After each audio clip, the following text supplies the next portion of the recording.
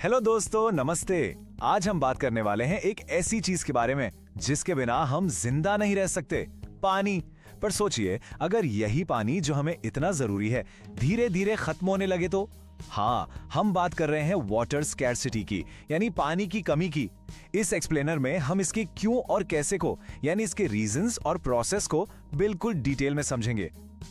और हाँ, एक इम्पॉर्टेंट बात, हम जो भी पढ़ने और समझने वाले हैं वो सब आपकी एनसीईआरटी ज्योग्राफी टेक्स्ट बुक के चैप्टर 3 वाटर रिसोर्सेज पर बेस्ड है, तो आपके सिलेबस से बिल्कुल कनेक्टेड रहेगा और एग्जाम्स के लिए भी बहुत हेल्पफुल होगा। आप सबने ये मशहूर लाइन तो जरूर सुनी होगी, water water everywhere, not a drop to drink. मतलब पानी हर जगह है पर पीने के लिए एक बूंद नहीं। यही तो सबसे बड़ा सवाल है। हम अपनी अर्थ को ब्लू प्लैनेट बुलाते हैं क्योंकि स्पेस से देखो तो नीली ही दिखती है, पानी ही पानी। तो फिर इतने पानी के होते हुए भी हम वाटर स्कैर्सिटी या पानी की कमी की बात क्यों कर रहे हैं? ये थोड़ा अजीब लगता है ना? चलिए इसी अनोखे पैराडॉक्स को, इसी उलझन को सुलझाने की कोशिश करते हैं। ओके, तो शुरू करते हैं हमारे पहले सेक्शन से, द वाटर पैराडॉक्स। यहाँ हम सबसे पहले पानी से जुड़े कुछ बेसिक लेकिन बहुत जरूरी फैक्ट्स को समझेंगे। इससे आपको आगे की पूरी कहानी कि पानी की कमी आखिर है क्या और क्यों है, बिल्कुल क्रिस्टल क्लियर हो जाएगी। तो इस चार्ट को ध्यान से देखिए। हमारी पूरी धरती का 3/4 यानी लगभग 75% हिस्सा पानी से कवर्ड है। बहुत सारा पानी है, राइट? लेकिन अजीब बात यह है कि इस पूरे पानी में से जो हमारे इस्तेमाल के लायक है, यानी फ्रेश वाटर या मीठा पानी, वो सिर्फ एक छोटा सा, बहुत ही छोटा सा हिस्सा है। बाकी का सारा पानी तो समंदरों में है, जो सलाइन है यानी नमकीन है, खारा है। उसको हम ना तो पी सकते हैं, ना ही खेती में यूज कर सकते हैं। तो असल में हमारे पास पानी बहुत कम है। तो सवाल उठता है, ये जो थोड़ा सा फ्रेश वाटर है, ये हम तक पहुंचता कैसे है? वेल, इसके 3 मेन सोर्सेज हैं। पहला है प्रेसिपिटेशन। इसका मतलब है बारिश या बर्फ, जो पानी आसमान से जमीन पर गिरता है। दूसरा सोर्स है सरफेस रन ऑफ।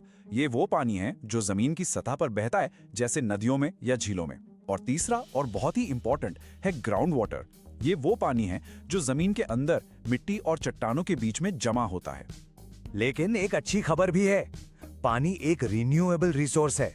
मतलब ये खत्म नहीं होता, बार बार नया बनता रहता है। और ये होता है हाइड्रोलॉजिकल साइकिल की वजह से। इसे वाटर साइकिल भी कहते हैं। चलिए इसको आसान भाषा में समझे। देखिए, सूरज की गर्मी से समुंदर और नदियों का पानी इवेपोरेट होता है, यानी भाप बनकर ऊपर उठता है। फिर ऊपर आसमान में ठंडा होकर ये पानी की बूंदों में बदल जाता है, जिसे हम कॉन्डेंसेशन कहते हैं। इन्हीं बूंदों से बादल बनते हैं, और जब ये बादल भारी हो जाते हैं तो बारिश या बर्फ के रूप में, यानी प्रेसिपिटेशन के थ्रू पानी वापस जमीन पर आ जाता है। और यही पानी फिर नदियों में बहता है या जमीन के अंदर चला जाता है। ये साइकिल हमेशा चलती रहती है। तो अगर पानी रिन्यू हो जाता है तो फिर प्रॉब्लम क्या है? प्रॉब्लम यहां है, इस नंबर को देखिए, 2 बिलियन यानी 200 करोड़ लोग। प्रिडिक्शंस ये कहती हैं कि साल 2025 तक दुनिया में लगभग 200 करोड़ लोग एब्सोल्यूट वाटर स्केर्सिटी में जी रहे होंगे।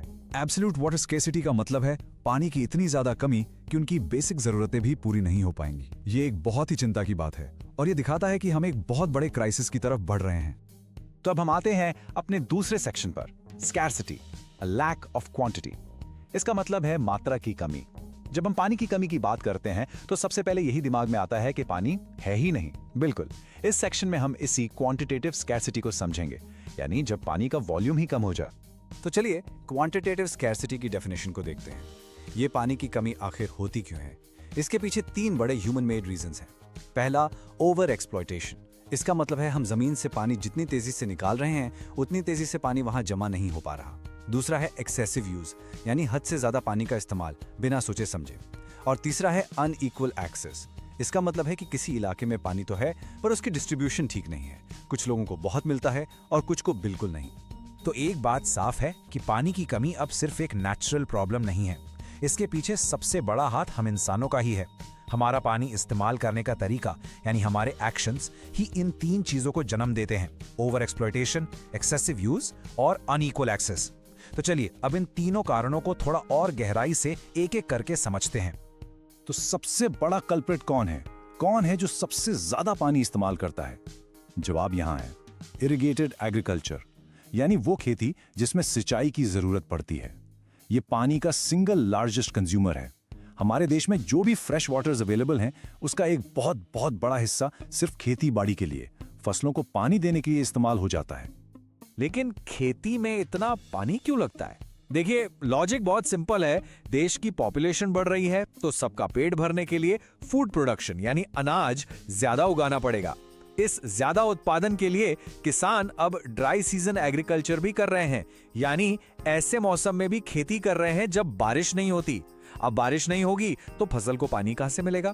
सिंचाई से। और इसके लिए ज्यादातर किसान क्या करते हैं, वो अपने खेत में खुद के कुएं या ट्यूबवेल्स खुदवा लेते हैं और सीधे जमीन के अंदर से पानी निकालते हैं। और इसका नतीजा यानी कॉन्सिक्वेंस क्या होता है, सोचकर देखिए।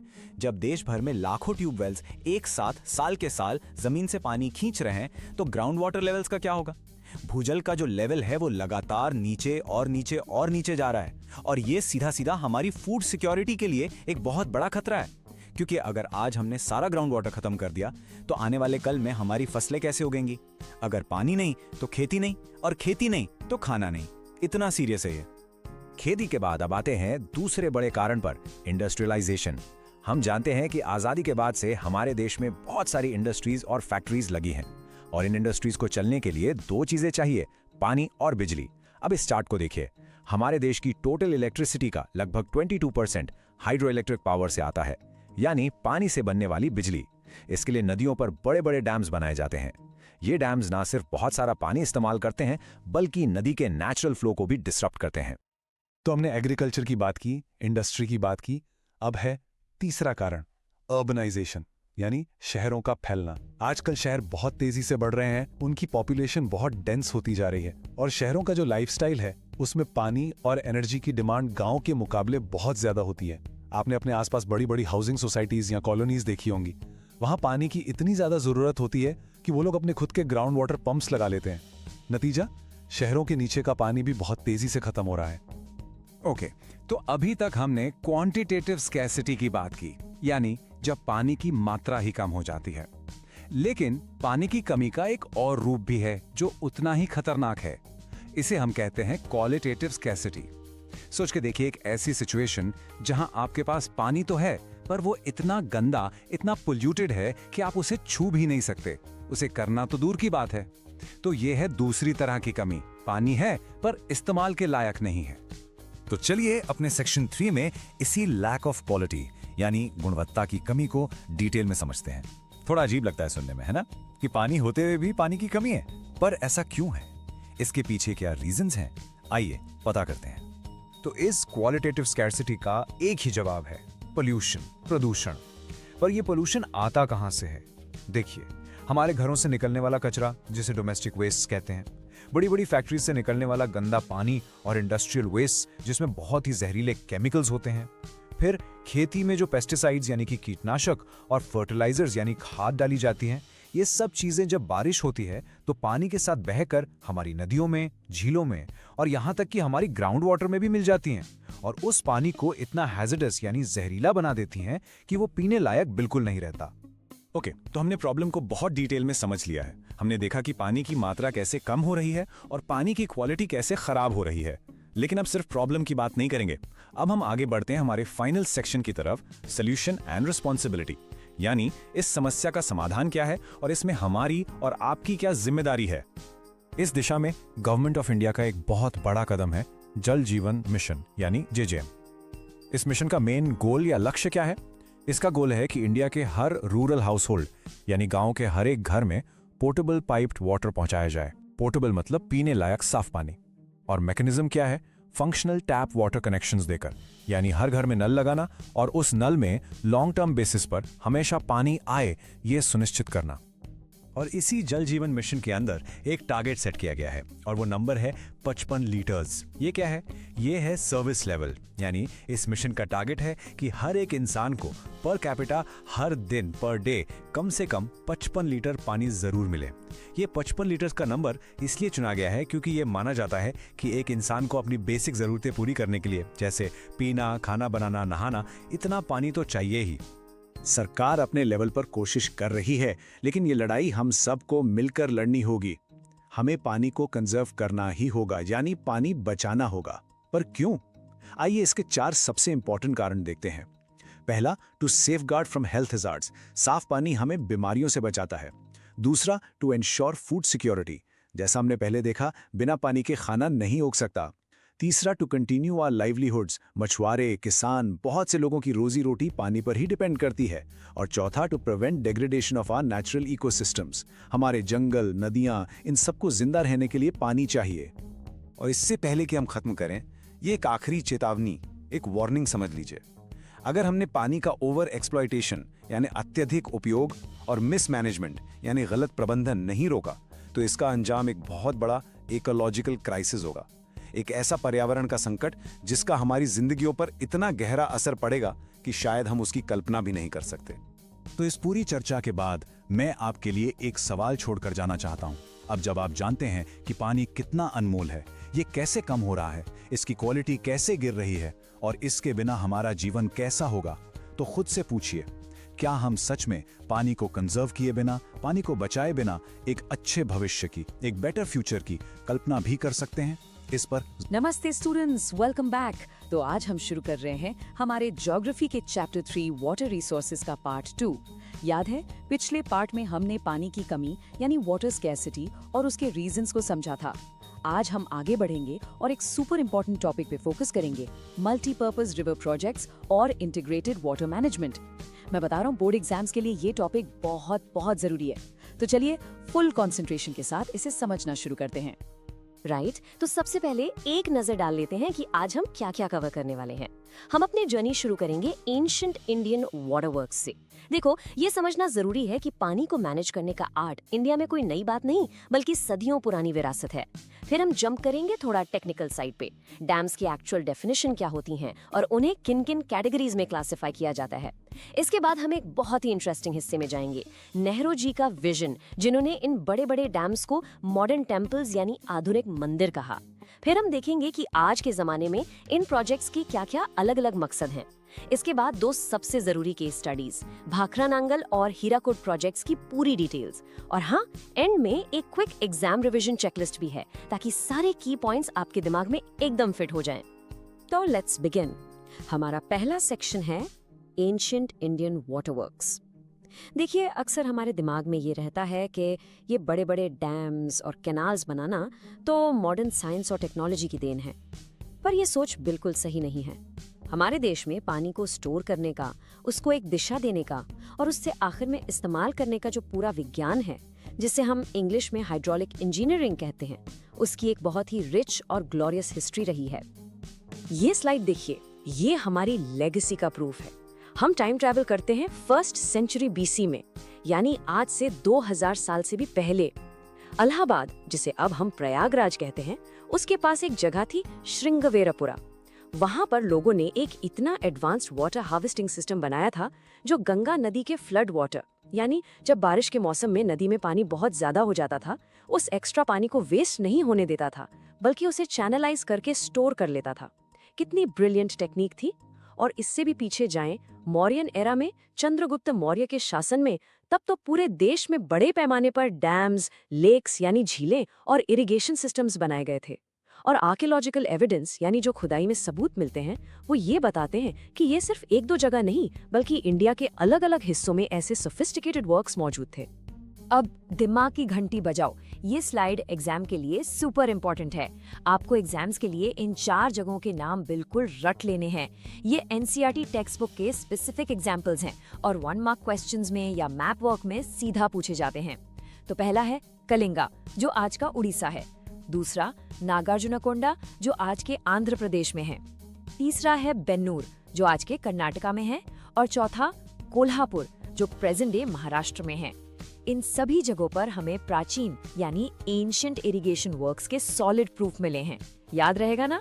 कलिंगा, नागार्जुनकोंडा, बेन्नूर, कोल्हापुर। ठीक है, अब एंशिएंट से थोड़ा आगे बढ़ते हैं मेडिवल पीरियड की तरफ। यहाँ भी 2 शानदार एग्जाम्पल्स हैं। 11वीं सदी यानी 11th सेंचुरी में भोपाल लेक बनाया गया था। पता है, ये उस जमाने के सबसे बड़े आर्टिफिशियल लेक्स यानी इंसानों द्वारा बनाई गई झीलों में से एक था। It was massive. फिर आते हैं 14th सेंचुरी में। दिल्ली में एक जगह है हौज खास, वहाँ एक बहुत बड़ा टैंक बनवाया गया था। किसने? इल्तुतमिश ने। और क्यों? ताकि सिटी फोर्ट एरिया को पानी की सप्लाई मिलती रहे। ये नाम इल्तुतमिश और जगह हौज खास, ये दोनों एग्जाम के ऑब्जेक्टिव क्वेश्चंस के लिए गोल्डन पॉइंट्स हैं, मार्क कर लीजिए। चलिए अब हम हिस्ट्री के टाइम मशीन से निकलकर सीधा प्रेजेंट डे इंजीनियरिंग की क्लास में आते हैं। अब हम समझेंगे कि ये जो डैम शब्द हम इतनी आसानी से यूज कर लेते हैं, इसका आखिर असल मतलब क्या होता है। What exactly is a dam? और इसे अलग अलग टाइप्स में यानी क्लासिफाई कैसे किया जाता है। तो ये एक बहुत ही बेसिक सा लेकिन बहुत जरूरी सवाल है। जब मैं कहती हूँ डैम, आपके दिमाग में क्या इमेज आती है? एक बहुत बड़ी सी कंक्रीट की दीवार जो पानी को रोक रही है ना? लेकिन क्या ये डेफिनेशन पूरी है?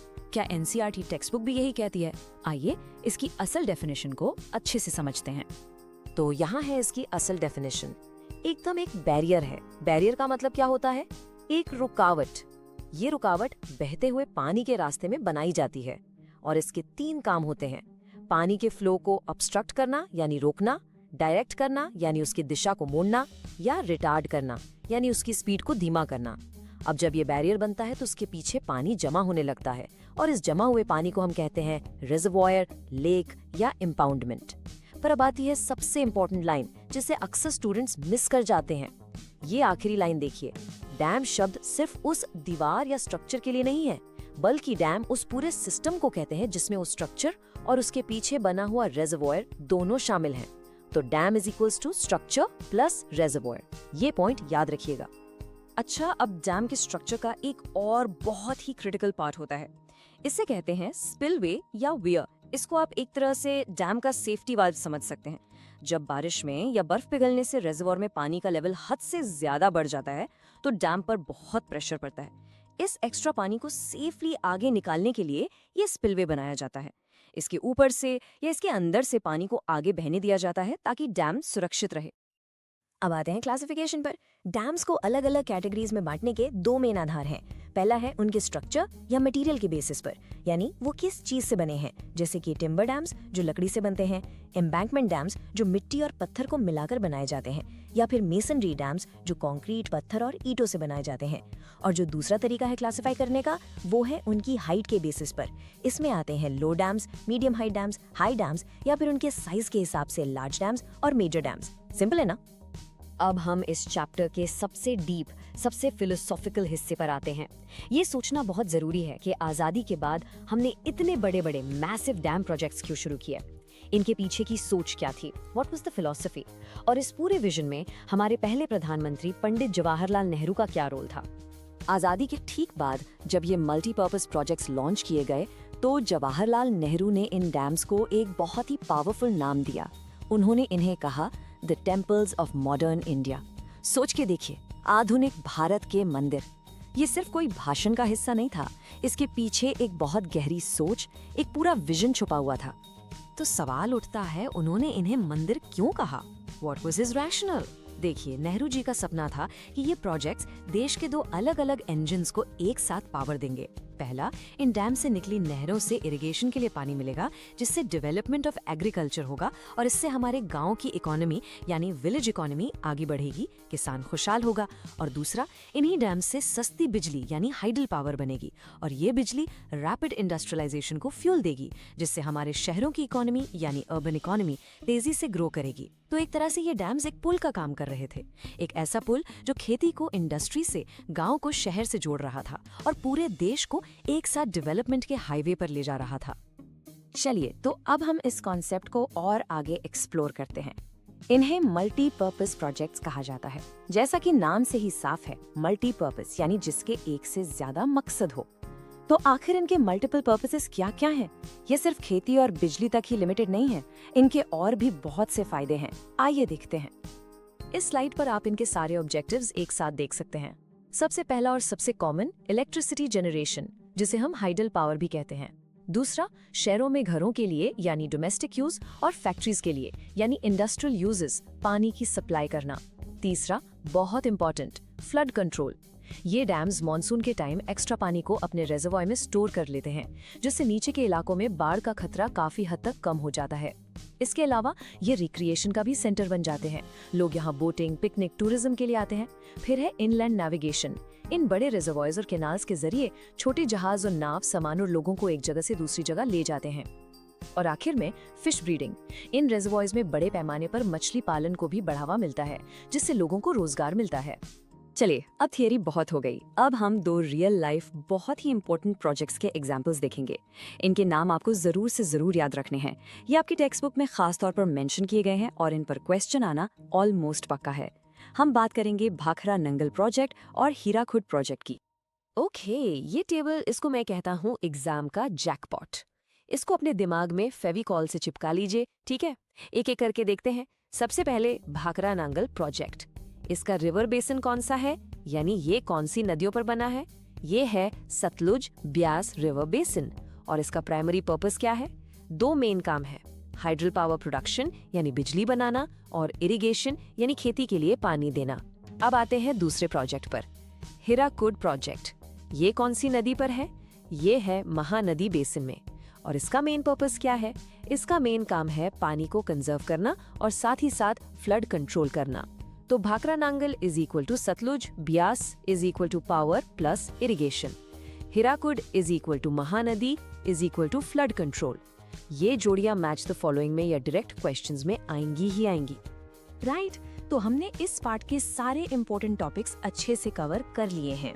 अब एग्जाम से पहले एक क्विक रिवीजन तो बनता है ना? चलिए एक फाइनल चेकलिस्ट के थ्रू गो थ्रू करते हैं, ताकि सारे जरूरी पॉइंट्स एकदम ताजा हो जाएं। रेडी?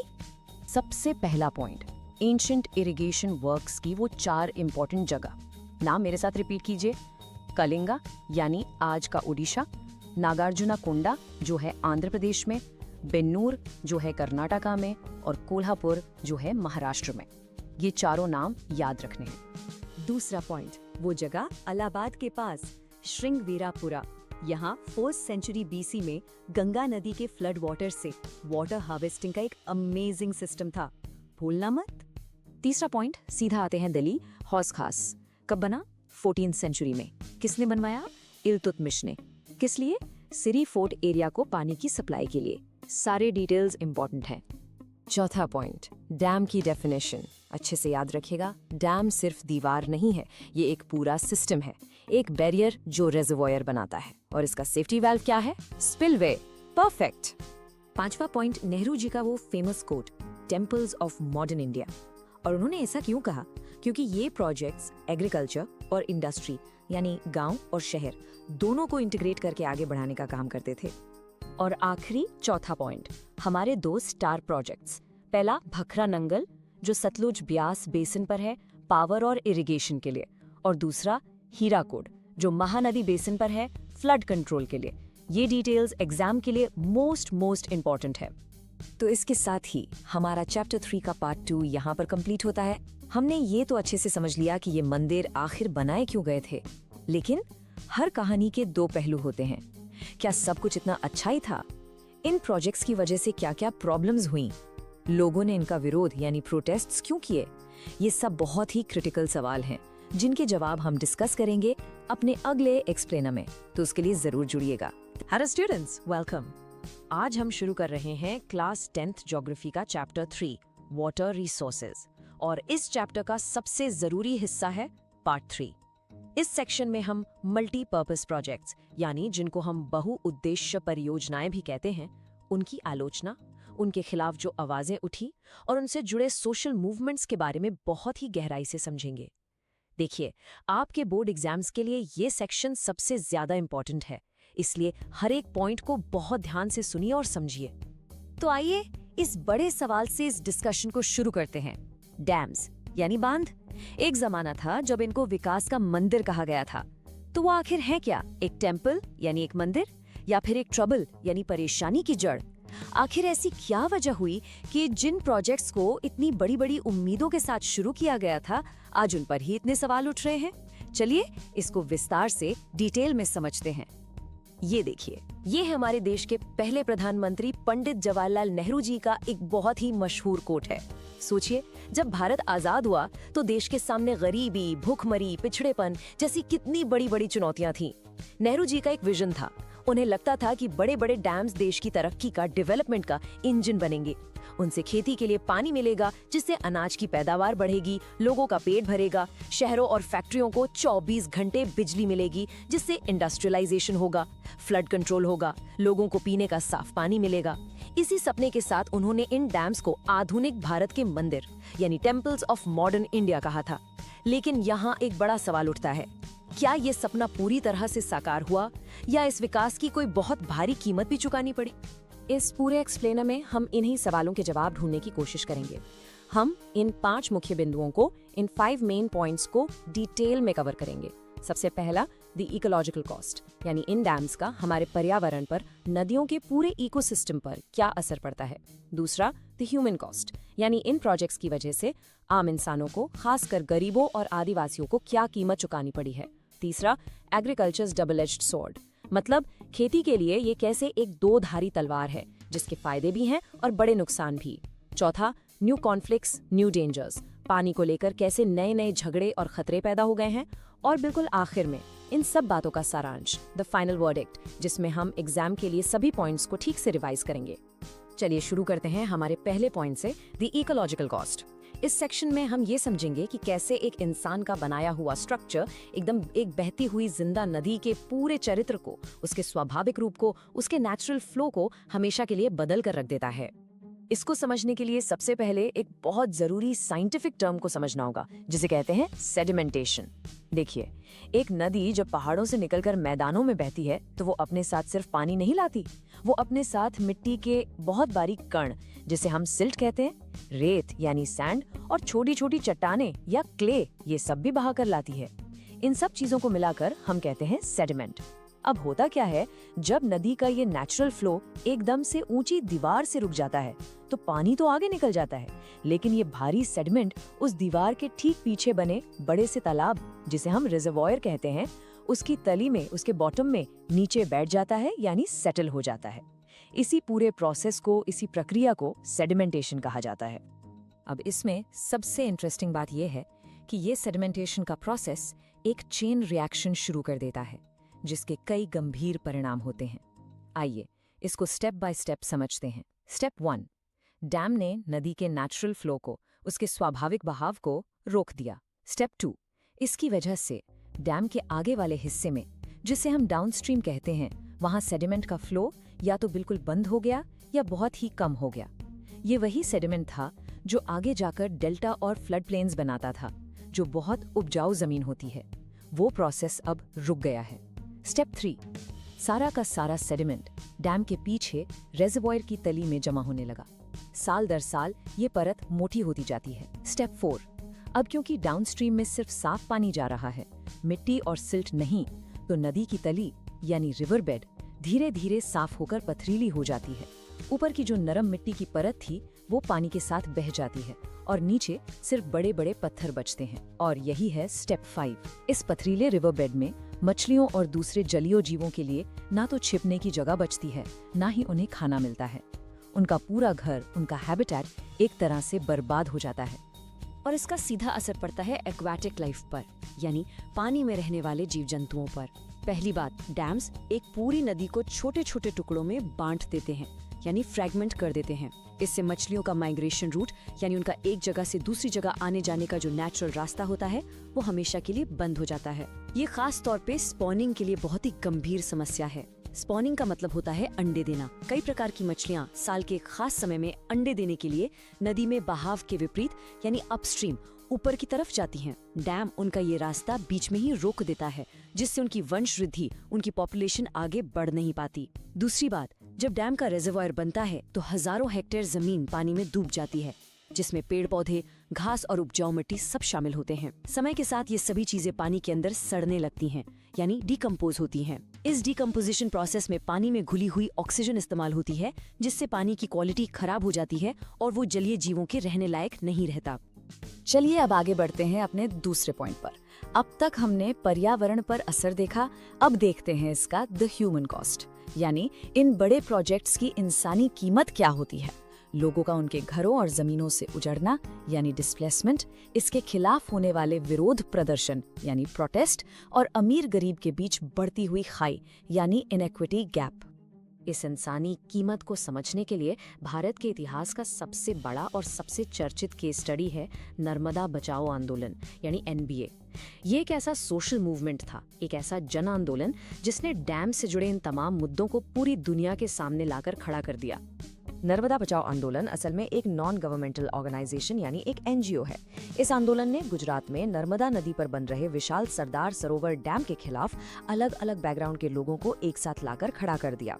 इसमें आदिवासी लोग थे यानी ट्राइबल पीपल, जिनकी जमीनें और जंगल सदियों से उनकी रोजी रोटी का साधन थे। इसमें वो किसान थे जिनकी खेती की जमीन डूब रही थी। इसमें पर्यावरण की चिंता करने वाले एनवायरमेंटलिस्ट्स थे जो जंगल और जीव जंतुओं को बचाना चाहते थे, और इसमें मानव अधिकारों के लिए लड़ने वाले ह्यूमन राइट्स एक्टिविस्ट्स भी शामिल थे, जिनका साफ कहना था कि विकास के नाम पर लोगों को उनके घर से बेघर करना गलत है। अब यहाँ एक बहुत ही इंपॉर्टेंट पॉइंट है जो आपके एग्जाम्स में अक्सर पूछा जाता है। जब ये नर्मदा बचाओ आंदोलन शुरू हुआ था तो इसका शुरुआती फोकस एनवायरमेंटल इश्यूज पर था। मतलब आंदोलन इस बात पर जोर दे रहा था कि डैम बनने से कितने पेड़ पानी में डूब जाएंगे, कितने जंगल नष्ट हो जाएंगे। लेकिन जैसे जैसे ये आंदोलन आगे बढ़ा, इसने अपना फोकस बदल दिया। इसका मुख्य उद्देश्य अब उन लोगों को न्याय दिलाना बन गया जिन्हें डैम की वजह से अपना घर-बार, जमीन जायदाद सब कुछ छोड़ना पड़ा। इन डिस्प्लेस्ड लोगों को ऑस्टीज कहा जाता है। आंदोलन की मांग थी कि सरकार इन सभी ऑस्टीज का ठीक से रिहैबिलिटेशन करे। रिहैबिलिटेशन का मतलब सिर्फ पैसा दे देना नहीं, बल्कि उन्हें जमीन के बदले जमीन और उनकी रोजी रोटी का पूरा इंतजाम करके दे। और ये कोड उन डिस्प्लेस्ड लोगों की पीड़ा, उनके दर्द और उनके गुस्से को बिल्कुल साफ दिखाता है। वो लोग अक्सर ये सवाल पूछते थे, क्या देश के लिए कुर्बानी देने के लिए सिर्फ हम ही चुने गए हैं? उन्हें ऐसा महसूस होता था कि देश के विकास का सारा बोझ उनके कंधों पर डाल दिया गया है। उन्हें अपनी जमीन, अपनी संस्कृति, अपनी रोजी रोटी सब कुछ छोड़ना पड़ रहा है, जबकि इस विकास का असली फायदा तो शहरों में रहने वाले अमीर लोगों और उद्योगपतियों को मिलेगा। उनके लिए ये न्याय नहीं था, ये घोर अन्याय था। और उनकी ये बात काफी हद तक सच भी थी। इन प्रोजेक्ट्स में एक बहुत बड़ा बेनिफिट गैप साफ दिखता है। सवाल उठता है कि अगर स्थानीय लोगों को फायदा नहीं हो रहा तो आखिर फायदा हो किसे रहा है? तो देखिए, फायदा मिलता है बड़े किसानों और जमींदारों को जिनके पास पहले से जमीन है और अब उन्हें इरिगेशन के लिए आसानी से पानी मिल जाता है। फायदा होता है इंडस्ट्रियलिस्ट्स को जिन्हें अपनी फैक्ट्री चलाने के लिए सस्ती बिजली और पानी मिलता है। और फायदा होता है बड़े बड़े शहरी इलाकों यानी अर्बन सेंटर्स को, जहां ये पानी और बिजली सप्लाई की जाती है। और इसकी कीमत कौन चुकाता है? नुकसान होता है उन गांवों के लोगों को जिनके पास अपनी जमीन नहीं थी, यानी लैंडलेस विलेजर्स। और सबसे ज्यादा नुकसान उन सभी समुदायों, खासकर आदिवासी समुदायों को होता है जिन्हें वहां से जबरन हटा दिया जाता है, यानी ऑस्टीज को। अब आते हैं अपने तीसरे मुख्य बिंदु पर, agriculture's double edge sword. Dams का सबसे बड़ा जस्टिफिकेशन, सबसे बड़ा तर्क ये दिया जाता है कि इनसे इरिगेशन यानी सिंचाई की सुविधा बढ़ती है और खेती को फायदा होता है। लेकिन सच्चाई ये है कि ये एक दोधारी तलवार है, जिसके कुछ फायदे हैं तो कई गंभीर नुकसान भी। आइए देखते हैं कैसे। जिन जिन इलाकों में दम से सिंचाई की सुविधा पहुंची, वहां के किसानों ने अपना क्रॉपिंग पैटर्न यानी फसल उगाने का तरीका ही बदल दिया। पहले वो ऐसी फसलें उगाते थे जिन्हें कम पानी की जरूरत होती थी, जैसे ज्वार, बाजरा, दालें। लेकिन अब जब पानी अवेलेबल हो गया तो वो ऐसी फसलें उगाने लगे जिनमें बहुत ज्यादा पानी लगता है, जैसे कि गन्ना, चावल या गेहूं। इन्हें हम वाटर इंटेंसिव क्रॉप्स कहते हैं। इसके साथ ही वो कमर्शियल क्रॉप्स की तरफ बढ़ गए, यानी ऐसी फसलें जिन्हें बाजार में बेचकर ज्यादा से ज्यादा पैसा कमाया जा सके। लेकिन फसलों में इस बदलाव के बहुत बड़े इकोलॉजिकल कॉन्सिक्वेंसेस हुए, यानी पर्यावरण पर बहुत बुरा असर पड़ा। उनमें से एक सबसे गंभीर समस्या है सैलिनाइजेशन। इसे ध्यान से समझिए। जब किसान खेत में जरूरत से ज्यादा सिंचाई करते हैं तो जमीन में पानी भर जाता है, जिसे हम वाटर लॉगिंग कहते हैं। जब ये पानी धूप से भाप बनकर उड़ता है तो वो अपने पीछे जमीन के अंदर के नमक यानी सॉल्ट्स और मिनरल्स को मिट्टी की ऊपरी सतह पर छोड़ जाता है। धीरे धीरे साल दर साल मिट्टी में नमक की मात्रा इतनी ज्यादा बढ़ जाती है कि जमीन बंजर होने लगती है। उसकी फर्टिलिटी, उसकी उपजाऊ शक्ति पूरी तरह नष्ट हो जाती है। इसी प्रोसेस को सैलिनाइजेशन कहते हैं। और इसका एक बहुत बड़ा सोशल कॉन्सिक्वेंस भी हुआ। सिंचाई का फायदा उन्हीं किसानों को मिला जिनके पास जमीन थी। वो वाटर इंटेंसिव और कमर्शियल क्रॉप्स उगाकर और भी अमीर हो गए। लेकिन जो गरीब किसान थे, जिनके पास या तो जमीन नहीं थी या बहुत कम थी, वो इस दौड़ में बहुत पीछे रह गए। इससे अमीर और गरीब किसानों के बीच का सोशल गैप यानी सामाजिक अंतर पहले से कहीं ज्यादा बढ़ गया। विकास का फायदा सब तक बराबर नहीं पहुंचा। आगे बढ़ते हैं चौथे सेक्शन की तरफ, new conflicts, new dangers. Dams सिर्फ जमीन और पर्यावरण पर ही असर नहीं डालते, ये समाज में नए तरह के झगड़े और नए खतरे भी पैदा करते हैं। एक ही नदी के पानी को लेकर राज्य आपस में लड़ने लगते हैं और कभी कभी तो ये इंसान द्वारा बनाई गई आपदा यानी मैन मेड डिजास्टर का कारण भी बन जाते हैं। जब एक नदी एक से ज्यादा राज्यों से होकर गुजरती है तो उसके पानी के बंटवारे को लेकर झगड़े होना आम बात हो गई है। इन्हें हम इंटरस्टेट वाटर डिस्प्यूट्स कहते हैं। इसका एक क्लासिक एग्जाम्पल है कृष्णा गोदावरी डिस्प्यूट। इसमें कई राज्य सरकारें इस बात पर आपस में उलझ गईं कि नदी के पानी का इस्तेमाल कौन, कितना और कैसे करेगा। हर राज्य अपने किसानों और अपनी इंडस्ट्री के लिए ज्यादा से ज्यादा पानी चाहता है। तो चलिए मैं आपसे एक सवाल पूछती हूँ। ये जो कृष्णा गोदावरी नदी को लेकर महाराष्ट्र, कर्नाटका और उस समय के आंध्र प्रदेश के बीच झगड़ा हुआ, उसका स्पेसिफिक ट्रिगर क्या था? यानी आखिर ऐसी कौन सी एक घटना हुई जिससे ये पूरा विवाद अचानक से भड़क उठा? सोच के देखिए। तो ये झगड़े का मुख्य ट्रिगर था महाराष्ट्र सरकार का एक फैसला। उन्होंने कृष्णा नदी की एक सहायक नदी कोयना पर एक मल्टीपर्पज प्रोजेक्ट के लिए जरूरत से ज्यादा पानी डाइवर्ट कर लिया, यानी उस पानी का रुख मोड़ दिया। इस पर कर्नाटक और आंध्र प्रदेश ने, जो कि डाउनस्ट्रीम स्टेट्स थे यानी नदी के बहाव में आगे आते थे, उन्होंने तुरंत ऑब्जेक्शन उठाया। उन्हें ये डर था कि अगर महाराष्ट्र अपने हिस्से से ज्यादा पानी रोक लेगा तो उनके राज्यों में नदी का बहाव कम हो जाएगा, और अगर पानी कम हुआ तो उनके यहाँ खेती बाड़ी और उद्योगों पर बहुत बुरा असर पड़ेगा। यही इस पूरे झगड़े की जड़ थी। अब एक बहुत बड़ी आयरनी यानी विडंबना देखिए। डैम्स बनाने का एक बड़ा मकसद फ्लड्स यानी बाढ़ को कंट्रोल करना होता है, लेकिन कई मामलों में यह देखा गया है कि यही डैम्स बाढ़ आने की वजह बन गए हैं। जो चीज बचाने के लिए बनाई गई थी वही चीज बर्बादी का कारण बन गई। कितनी अजीब बात है ना? इसका एक बहुत ही भयानक एग्जाम्पल हमने साल 2006 में देखा। इस साल महाराष्ट्र और गुजरात के कई इलाकों में जो जबरदस्त बाढ़ आई जिसने बहुत तबाही मचाई थी, उसके पीछे एक बड़ा कारण इन डैम्स से अचानक छोड़ा गया पानी ही था। तो आखिर ये होता कैसे है? एकदम बाढ़ कैसे ला सकता है? इसके पीछे भी सेडिमेंटेशन एक बहुत बड़ा कारण है। स्टेप 1, हमने पहले ही पढ़ा कि सेडिमेंटेशन की वजह से रेजर्वॉयर में धीरे धीरे मिट्टी और गाद भर जाती है, जिससे उसकी पानी को स्टोर करने की कैपेसिटी, उसकी क्षमता कम हो जाती है। स्टेप 2, अब जब मॉनसून में बहुत भारी बारिश होती है तो पहले से भरा हुआ रेजर्वॉयर उस एक्स्ट्रा पानी को संभाल नहीं पाता। स्टेप 3, ऐसे हालात में डैम ऑपरेटर्स के पास डैम को टूटने से बचाने के लिए एक ही रास्ता बचता है, डैम के दरवाजे खोलकर एक साथ बहुत सारा पानी छोड़ देना। और इसका नतीजा है स्टेप 4। जब इतना पानी एक साथ छोड़ा जाता है तो डाउनस्ट्रीम इलाकों में अचानक भयानक बाढ़ आ जाती है, जिससे लोगों के घर, खेत सब डूब जाते हैं और बड़े पैमाने पर सॉइल इरोजन भी होता है। बाढ़ के अलावा और भी खतरे हैं जो डैम्स की वजह से पैदा होते हैं। पहला है साइज्मिसिटी। कई साइंटिफिक स्टडीज ये बताती हैं कि बड़े रेजर्वॉयर्स में जमा हुए करोड़ों लीटर पानी के वजन से जमीन पर इतना ज्यादा प्रेशर पड़ता है कि उससे उस इलाके में छोटे मोटे भूकंप यानी अर्थक्वेक्स आ सकते हैं। इसको रिजर्वॉयर इंड्यूस साइज्मिसिटी कहते हैं।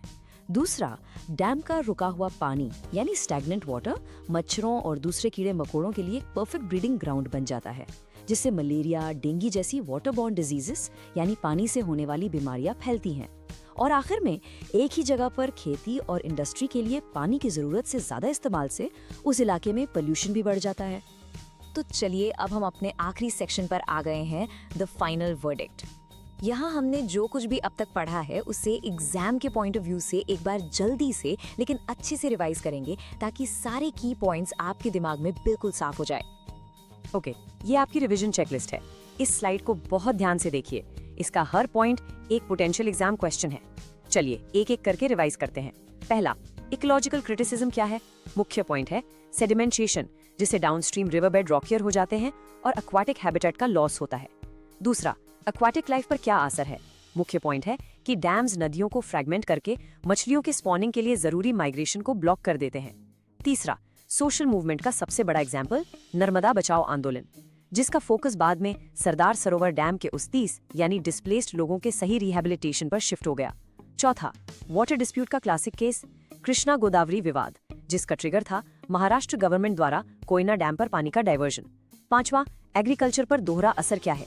इरिगेशन से एक तरफ सेलिनाइजेशन जैसी पर्यावरण समस्या होती है और दूसरी तरफ अमीर और गरीब किसानों के बीच सोशल गैप बढ़ता है। और आखिरी, फ्लड आयरनी क्या है। आयरनी ये है कि फ्लड कंट्रोल के लिए बनाए गए डैम्स ही सेडिमेंटेशन के कारण पानी छोड़कर बाढ़ लाते हैं, जैसा 2006 में महाराष्ट्र और गुजरात में हुआ। ये सारे पॉइंट्स आपके आंसर्स के लिए बहुत जरूरी हैं। तो आखिर में मैं आपके लिए एक बड़ा सवाल छोड़कर जा रहा हूँ। इन सभी जटिल मुद्दों को देखते हुए भारत जैसे एक विकासशील देश को डेवलपमेंट यानी विकास के आकर्षक वादे और उसके पीछे छिपी इंसानी और पर्यावरण की भारी कीमत के बीच एक संतुलन, एक बैलेंस कैसे बनाना चाहिए? क्या विकास का कोई ऐसा मॉडल हो सकता है जो सबको साथ लेकर चले, जिसमें किसी को कुर्बानी न देनी पड़े? इस पर जरूर सोचिए। धन्यवाद। तो कैसे हैं आप सब? बोर्ड एग्जाम्स की तैयारी अच्छे से चल रही है? देखो, अगर 3 से 5 नंबर पक्के करने हैं ना, तो एनसीईआरटी ज्योग्राफी का चैप्टर 3 वाटर रिसोर्सेज, इसका ये टॉपिक बिल्कुल छोड़ना मत। आज हम इसके पार्ट 4 में घुसेंगे और इंडिया के जो एंशिएंट यानी पुराने रेन वाटर हार्वेस्टिंग सिस्टम्स हैं, उनको इतना डिटेल में समझेंगे कि आप कभी भूल नहीं पाओगे। ये सिर्फ एग्जाम के लिए नहीं है यार, ये इसलिए भी जरूरी है ताकि हमें समझ आए कि हमारे पूर्वज, हमारे एंसेस्टर्स पानी की एक एक बूंद की वैल्यू कैसे जानते थे। तो चलिए शुरू करते हैं। ओके, तो ये है आज का हमारा प्लान ऑफ एक्शन।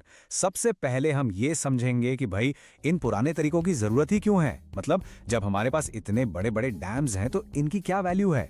फिर हम एक छोटा सा इंडिया टूर करेंगे, सीधा पहाड़ों से हिमालय से उतरकर बंगाल के मैदानों तक। उसके बाद हम चलेंगे रेगिस्तान यानी राजस्थान और वहां के स्टोरेज सीक्रेट्स, खासकर उनका फेमस टंग का सिस्टम, उसको पूरा डीकोड करेंगे। वहां से हम एक लंबी छलांग मारेंगे सीधा मेघालय के जंगलों में, उनका कमाल का बैम्बू सिस्टम देखने। और हाँ, सबसे इंपॉर्टेंट, एंड में एकदम रैपिड फायर रिवीजन होगा ताकि एग्जाम में कोई भी क्वेश्चन आ जाए, आपका आंसर बिल्कुल रेडी हो। तो आते हैं सबसे पहले और सबसे जरूरी सवाल पर, वाई ट्रेडिशनल वाटर हार्वेस्टिंग। हम इस मॉडर्न जमाने में जहां इतनी एडवांस टेक्नोलॉजी है, सदियों पुराने मेथड्स को आखिर पढ़ ही क्यों रहे हैं? देखो, इसके पीछे का रीजन और लॉजिक समझना बहुत इंपॉर्टेंट है। अगर ये क्लियर हो गया तो आगे के सारे कॉन्सेप्ट्स आपको एकदम आसानी से कनेक्ट हो जाएंगे। अब जरा इस स्लाइड को ध्यान से देखो, ये 2 अलग अलग दुनिया दिखा रही हैं। एक तरफ है हमारे मॉडर्न बड़े बड़े मल्टीपर्पस डैम्स, देखने में तो बहुत इंप्रेसिव लगते हैं, आलीशान, पावरफुल, लेकिन इनकी एक कीमत होती है। इनके बनने से सोशल प्रोटेस्ट्स होते हैं, लोगों को अपनी जमीन, अपने घर छोड़ने पड़ते हैं, जिसे हम डिस्प्लेसमेंट कहते हैं। एनवायरनमेंट को भी ये बहुत नुकसान पहुंचाते हैं, नदियों का नेचुरल फ्लो रोक देते हैं। अब दूसरी तरफ देखो, हमारे ट्रेडिशनल सिस्टम्स, ये सिंपल हैं, सस्ते हैं, मतलब सोशियो इकोनॉमिकली वायबल हैं, एनवायरनमेंट के दोस्त हैं, और इनकी सबसे बड़ी पावर पता है क्या है? कम्युनिटी। इन्हें कोई बड़ी कंपनी या सरकार नहीं चलाती, पूरा का पूरा गांव मिलकर इन्हें बनाता है, चलाता है और इनकी देखभाल करता है। अब आप सोचोगे ये सब पॉसिबल कैसे था? भाई, ये इसलिए पॉसिबल था क्योंकि पुराने जमाने में लोगों के पास पानी को मैनेज करने का गजब का नॉलेज था। वो मौसम के एक्सपर्ट थे, उन्हें पता था कब और कितनी बारिश होगी, यानी उन्हें रेनफॉल रिजीम्स की पक्की समझ थी। वो जमीन के साइंटिस्ट थे, उन्हें हर तरह की मिट्टी की नॉलेज थी, कौन सी मिट्टी पानी सोखेगी, कौन सी रोकेगी। और इसी नॉलेज से उन्होंने ऐसी ऐसी टेक्निक्स बनाई कि सिर्फ बारिश का पानी ही नहीं, बल्कि जमीन के नीचे का पानी यानी ग्राउंड वाटर, नदियों का पानी और यहां तक कि बाढ़ यानी फ्लड वाटर, उसको भी काम में ले आते थे। हर टेक्निक उस जगह के एनवायरनमेंट के हिसाब से टेलर मेड थी, बिल्कुल परफेक्ट। तो चलो अब रियल एग्जाम्पल्स देखते हैं, ये टेक्निक्स अलग अलग जगहों पर आखिर दिखती कैसी थी।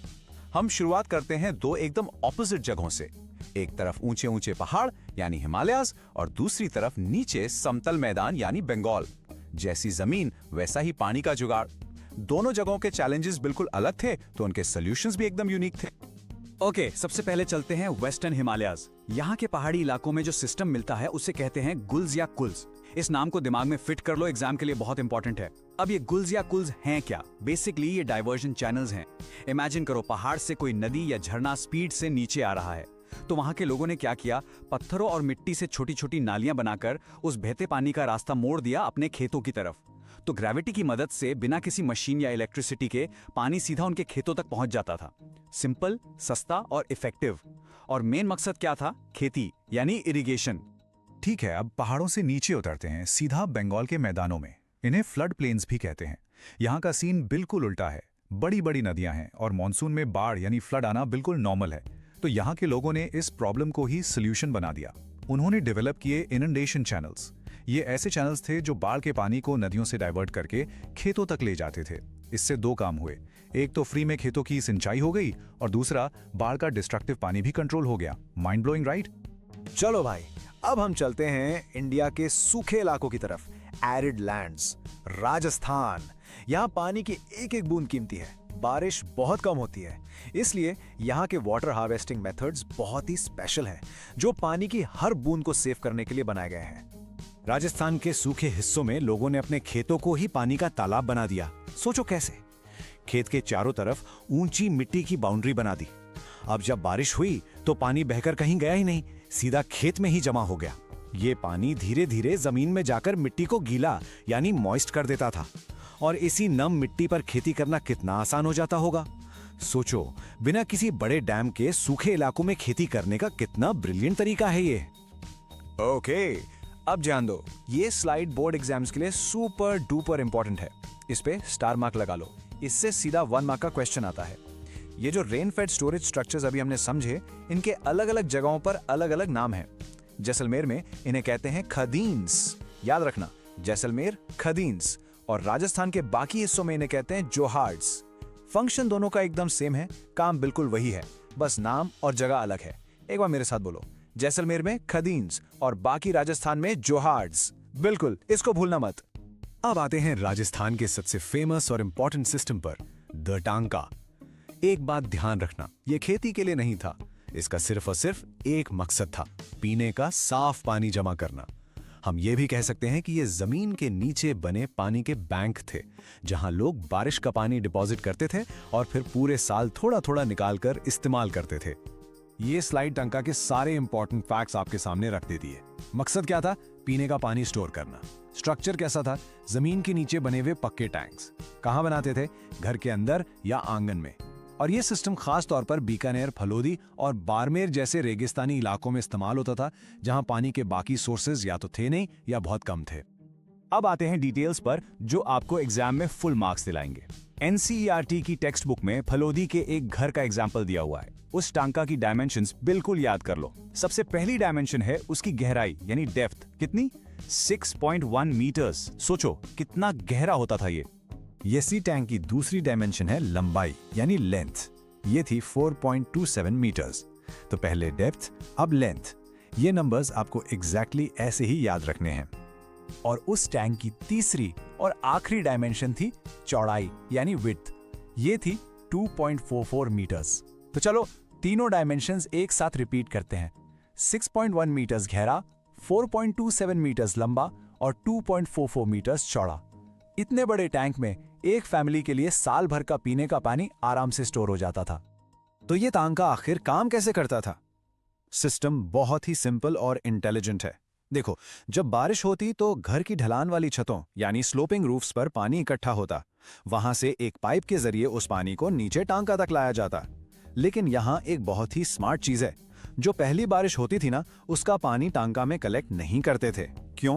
क्योंकि उस पानी से छत और पाइप पे जमी सारी धूल मिट्टी धुल जाती थी। सिस्टम साफ हो जाता था और जब सब कुछ साफ हो जाता तब उसके बाद की बारिश का सारा पानी अंडरग्राउंड टांका में स्टोर कर लिया जाता था। ब्रिलियंट है ना? राजस्थान में बारिश के इस पानी को एक बहुत ही सुंदर नाम दिया गया है, पालर पानी। ये टर्म एग्जाम के लिए इंपॉर्टेंट है, इसको नोट कर लो। पालर पानी को वहां नेचुरल वाटर का सबसे शुद्ध यानी प्योरेस्ट फॉर्म माना जाता है और टांका सिस्टम का पूरा मकसद इसी पालर पानी को अगले मॉनसून तक सेफ रखना था, ताकि जब बाकी सारे पानी के सोर्सेज सूख जाएं तब ये टंकाज ही उनका आखिरी सहारा बने। हमारे पूर्वजों का जीनियस यहाँ देखो। टांका सिर्फ पानी ही नहीं देता था बल्कि एसी का काम भी करता था। सीरियसली, कई घरों में टांका के आजू बाजू में अंडरग्राउंड कमरे बनाए जाते थे। अब पानी से भरा इतना बड़ा टांका जमीन को ठंडा रखता, जिससे वो कमरा भी रेगिस्तान की जमीन जला देने वाली गर्मियों में आरामदायक और ठंडा रहता था। मतलब एक तीर से दो निशाने, पानी भी मिल गया और गर्मी से राहत भी। डेजर्ट क्लाइमेट के लिए इससे बेहतर एडेप्टेशन और क्या हो सकता है। चलिए अब राजस्थान के रेगिस्तान से निकलकर चलते हैं एक ऐसी जगह जहां पानी की कमी नहीं बल्कि बारिश ही बारिश है। नॉर्थ ईस्ट इंडिया के मेघालय। अब जहां इतना पानी हो वहां उसे मैनेज करने का तरीका भी तो बिल्कुल अलग और कमाल का होगा ना। और ये सिस्टम लगभग 200 साल पुराना है। सोचो, मेघालय में जो सिस्टम है उसे कहते हैं बैम्बू ड्रिप इरिगेशन। इस सिस्टम में पहाड़ों पर बहते झरनों यानी स्ट्रीम्स और स्प्रिंग्स के पानी को टैप किया जाता है और इस पानी को दूर दूर तक खेतों में पहुंचाने के लिए प्लास्टिक या लोहे के पाइप नहीं बल्कि वहां आसानी से मिलने वाले बांस यानी बैम्बू का इस्तेमाल होता है। बांस को काटकर और जोड़कर एक पूरा चैनल सिस्टम बनाया जाता है जो पानी को सीधे पौधों की जड़ों तक बूंद बूंद करके पहुंचाता है। इस सिस्टम की खास बात इसका स्केल है। बैम्बू चैनल्स के इस कॉम्प्लिकेटेड नेटवर्क से पानी को सैकड़ों मीटर यानी हंड्रेड्स ऑफ मीटर्स दूर तक ले जाया जाता है और इस पूरे प्रोसेस में सुनो कोई मोटर या पंप यूज नहीं होता। सब कुछ सिर्फ ग्रेविटी यानी गुरुत्वाकर्षण पर चलता है। पानी ऊपर सोर्स से नीचे खेतों तक अपने आप बहता है। इसके लिए बैम्बू चैनल्स को बहुत ही केयरफुली अलग अलग एंगल्स पर सेट किया जाता है। अब इस सिस्टम की एफिशिएंसी देखो और ये डेटा एग्जाम के लिए बहुत ज़रूरी है। जहाँ से पानी सिस्टम में एंटर करता है यानी सोर्स पर, वहाँ लगभग 18 से 20 लीटर पानी बैम्बू पाइप के अंदर जाता है। ओके, और अब गेस करो, इतना सारा पानी जब सैकड़ों मीटर का सफर तय करके एंड में पौधे के पास पहुंचता है तो आउटपुट कितना होता है? The answer will shock you. सिर्फ 20 से 80 ड्रॉप्स पर मिनट।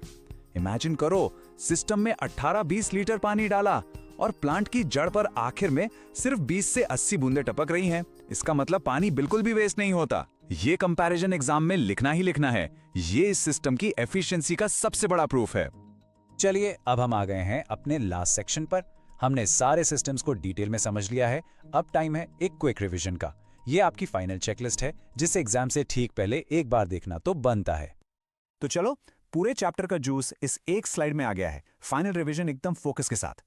गुल्स या कुल्स, western Himalayas, diversion channels, inundation channels, Bengal, flood water irrigation, खादिन्स, जैसलमेर, खेत में स्टोरेज, जोहार्ड्स, बाकी राजस्थान, काम वही, टांकाज, बीकानेर, फलोडी, बाड़मेर, पीने के पानी का अंडरग्राउंड बैंक, पालार पानी, राजस्थान में बारिश के पानी का स्पेशल नाम, और बैम्बू ड्रिप, मेघालय और उसकी 20-80 ड्रॉप्स पर मिनट वाली सुपर एफिशिएंसी। मैं तो कहता हूं इस स्लाइड का स्क्रीनशॉट जरूर ले लो, एग्जाम से एक रात पहले बहुत काम आएगा। और इसी के साथ हमारा ये एक्सप्लेनर यहाँ खत्म होता है। लेकिन जाते जाते एक सवाल आपके लिए छोड़ के जा रहा हूँ।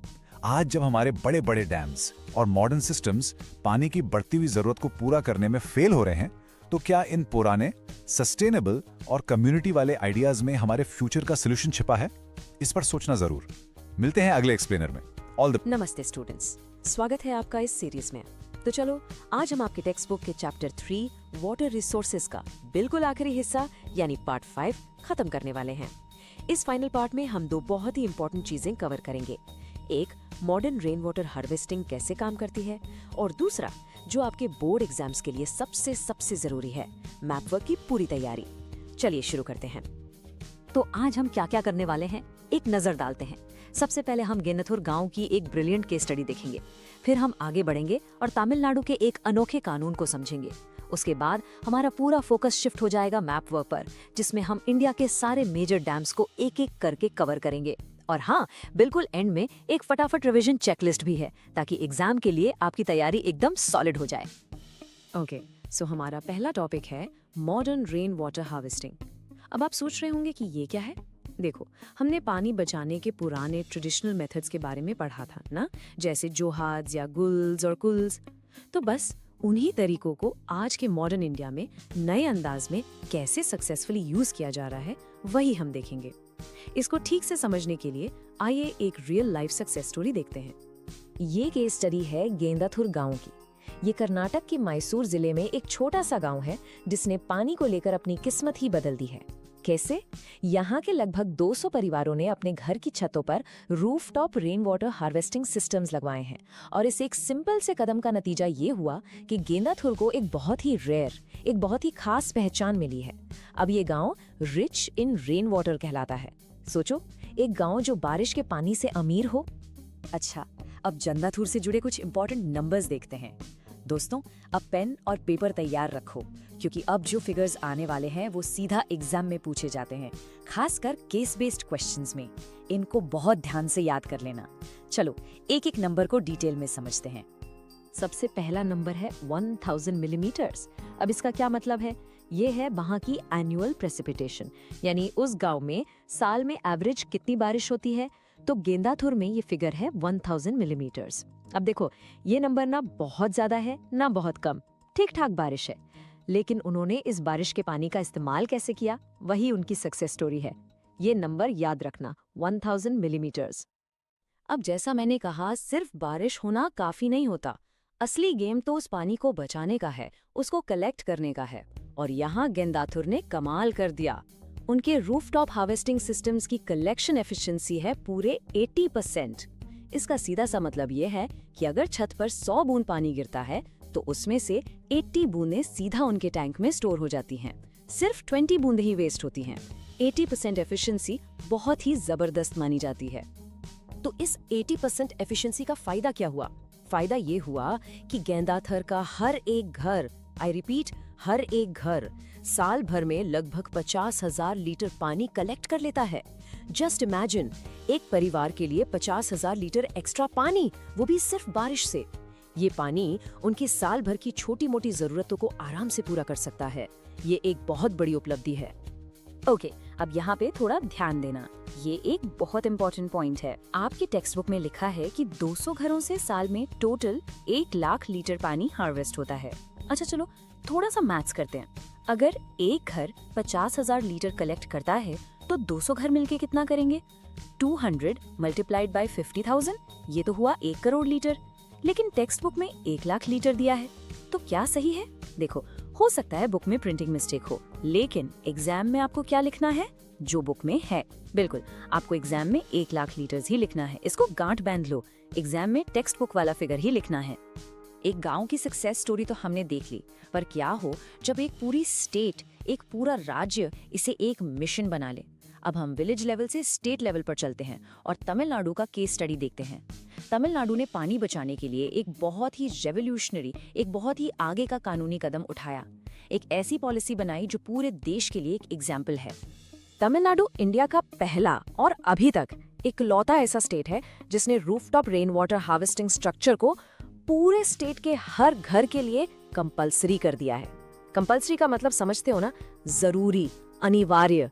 ये कोई ऑप्शन नहीं है कि मर्जी हो तो लगवाओ, नहीं तो रहने दो। नहीं, ये कानून है और हर घर में, चाहे वो नया हो या पुराना, ये स्ट्रक्चर होना ही चाहिए। अब सवाल ये है कि अगर कोई इस कानून को ना माने तो क्या होगा? तो इसके लिए भी सरकार ने पूरी तैयारी की है। इस कानून को सख्ती से लागू करने के लिए लीगल प्रोविजंस भी बनाए गए हैं, यानी जो लोग इस नियम को नहीं मानते उन डिफॉल्टर्स को पनिश करने के लिए, यानी सजा देने के लिए कानूनी प्रावधान मौजूद हैं। इससे पता चलता है कि सरकार वाटर कंजर्वेशन को लेकर कितनी सीरियस है। चलिए अब उस सेक्शन पे आते हैं जिसका आप सबको इंतजार था और जिससे कुछ लोगों को थोड़ा डर भी लगता है। जी हाँ, मैप वर्क। लेकिन टेंशन बिल्कुल मत लो, हम इसको इतना आसान बना देंगे कि आपके मार्क्स एकदम पक्के हो जाएंगे। यहाँ से आप डायरेक्ट मार्क्स स्कोर कर सकते हैं, तो पूरा फोकस यहाँ रखिएगा। बोर्ड एग्जाम में इस टॉपिक से फुल मार्क्स लाने का फॉर्मूला क्या है? बहुत सिंपल है। आपको इंडिया के 8 मेजर डैम्स को मैप पर लोकेट और लेबल करना आना चाहिए। और हर डैम के लिए बस 3 चीजें बिल्कुल पक्की याद कर लो। पहला, डैम का नाम। दूसरा, वो किस रिवर यानी नदी पर बना है। और तीसरा, वो किस स्टेट यानी राज्य में है। नाम, नदी, स्टेट, बस ये 3 चीजें याद कर लो, फुल मार्क्स आपके। तो चलिए मैपिंग की प्रैक्टिस शुरू करते हैं। सबसे पहले हम इंडिया के सर से शुरुआत करते हैं, यानी नॉर्दर्न इंडिया में जो डैम्स हैं उन्हें मैप पर देखेंगे। ध्यान से देखिए, ये है नॉर्दर्न इंडिया के 3 सबसे इम्पोर्टेंट डैम्स। सबसे पहला सलाल प्रोजेक्ट, ये है चिनाब रिवर पर जम्मू एंड कश्मीर में। दूसरा है भखरा नांगल डैम, ये है सतलुज रिवर पर। इसकी लोकेशन थोड़ी ट्रिकी है, ये हिमाचल प्रदेश और पंजाब के बॉर्डर पर है। और तीसरा है तहरी डैम, ये है भागीरथी रिवर पर उत्तराखंड में। ये तीनों आप मैप के ऊपरी हिस्से में लोकेट करेंगे। नॉर्थ के बाद अब हम इंडिया के थोड़ा नीचे आते हैं, सेंटर और वेस्ट की तरफ, यानी मध्य और पश्चिमी हिस्सों में। इस रीजन में 2 मेजर डैम्स हैं जिन पर हमें फोकस करना है। इस स्लाइड पे ध्यान दीजिए। पहला है राणा प्रताप सागर डैम। ये चंबल नदी पे बना है और इसका स्टेट है राजस्थान। और दूसरा बहुत ही फेमस डैम है सरदार सरोवर। ये नर्मदा नदी पे बना है और ये गुजरात स्टेट में है। ये दोनों ही डैम्स बहुत ज़्यादा इम्पोर्टेंट है और एग्जाम्स में अक्सर पूछे जाते हैं। और अब हम अपने मैप वर्क के आखिरी हिस्से पर आते हैं। आखिर में हम उन 3 इम्पोर्टेंट डैम्स को कवर करेंगे जो पेनिनसुलर इंडिया यानी प्रायद्वीप या भारत में आते हैं। ये इंडिया के सदर्न और ईस्टर्न पार्ट्स में है। तो ये है पेनिनसुला इंडिया के 3 डैम्स। सबसे पहले हीराकुड डैम, ये है महानदी पर ओडिशा में। एक फन फैक्ट याद रखना, हीराकुड इंडिया का सबसे लंबा यानी लॉन्गेस्ट डैम है। दूसरा है नागार्जुना सागर डैम जो कृष्णा रिवर पर तेलंगाना और आंध्र प्रदेश के बॉर्डर पर स्थित है। और तीसरा है तुंगभद्रा डैम। इसका नाम तो सबसे आसान है, ये तुंगभद्रा रिवर पर ही है, कर्नाटका में। इन तीनों के लोकेशन को अच्छे से प्रैक्टिस कर लेना। तो लो जी, हो गया हमारा मैप वर्क पूरा। इस लेक्चर को खत्म करने से पहले आइए एक फाइनल रिवीजन चेकलिस्ट पर नजर डालते हैं। इसको आप की टू फुल मार्क्स समझ लो। एग्जाम से ठीक पहले इसे एक बार जरूर देख लेना ताकि इस पूरे टॉपिक के सारे फैक्ट्स आपके दिमाग में एकदम फ्रेश हो जाएं। रेडी? चलो एक रैपिड फायर रिवीजन करते हैं, मेरे साथ बोलना। पॉइंट 1, गेंडाथूर कहाँ है? मैसूर, कर्नाटका। गुड। पॉइंट 2, गेंडाथूर के स्टैट्स 200 घर, 1000 mm बारिश, 80% एफिशिएंसी, परफेक्ट। पॉइंट 3, तमिलनाडु का कानून, ये पहला स्टेट है जिसने रूफटॉप हार्वेस्टिंग कंपलसरी की। पॉइंट 4, सलाल डैम, चिनाब नदी, JNK। Point 5, Tehri dam, Bhagirathi नदी, उत्तराखंड। Point 6, Hirakud dam, Mahanadi, Odisha. और आखिरी सरदार सरोवर डैम, नर्मदा नदी पर, गुजरात में। इन्हें बिल्कुल मत भूलना। और जाते जाते मैं आपके लिए एक बड़ा सवाल छोड़कर जा रहा हूँ, इस पर सोचना जरूर। जैसे जैसे हमारे देश की आबादी बढ़ रही है, पानी की जरूरत भी बढ़ रही है। तो आपको क्या लगता है हमारे फ्यूचर के लिए क्या ज्यादा जरूरी होगा?